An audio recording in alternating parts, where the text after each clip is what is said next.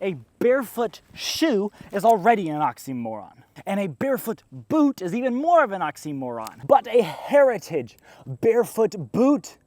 How is this thing even real? This is the African Ranger Trooper boot, and it's made by Jim Green, who makes super robust boots for African Rangers. And it was made in collaboration with RoseAnvil, who tears apart super robust boots. Putting my shoe back on so you stop staring at my feet. Before we talk about that oxymoron over there, we need to define what makes a heritage barefoot boot. First, the barefoot part. A barefoot shoe has three main things. I have a full in-depth video on this if you want to watch it there, but I'll give you a brief overview. A barefoot shoe, number one, needs to have a wide toe box, so that way your feet have room display and they aren't being crammed into one singular point. Number two, barefoot shoes need to be flexible, allowing your foot to bend how it is intended to. And lastly, a barefoot shoe is zero drop, meaning that your heel is at the same level as your ball of your foot. So how do you make a barefoot boot? Well, you take a leather barefoot shoe like this, you add a taller shaft, you add some eyelets, add a couple of speed hooks, and bada bing, bada boom, you have a boot like this one from Vivo Barefoot that retails for $250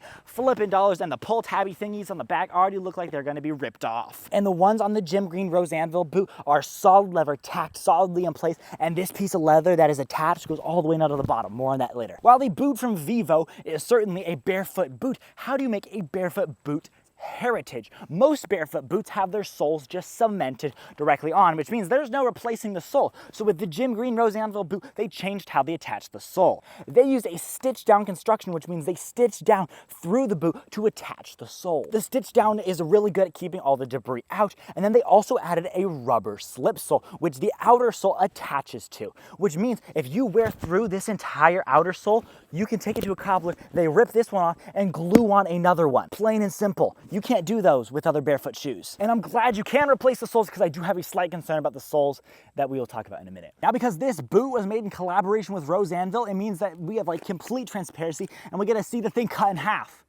And it's good that he cut it in half, because I didn't want to cut mine in half. So as you can see, this boot is very simple, but in all the right ways. This thing is made of 2.3 millimeter nubuck leather, and it even has quite a beefy leather sole to mold to your feet and become more comfortable with time. Some boots have fake toe caps, but this one is 100% real and has two pieces of leather stacked on top of each other for added protection. This boot also has a gusseted tongue to keep out debris and water out of the boot. I find that in some boots, the gusset is way too thick and hard to fold and manage, or it's just way too flimsy and feels super cheap. With the Jim Greens, I think that they got it perfect. It folds really well while still being a good thickness.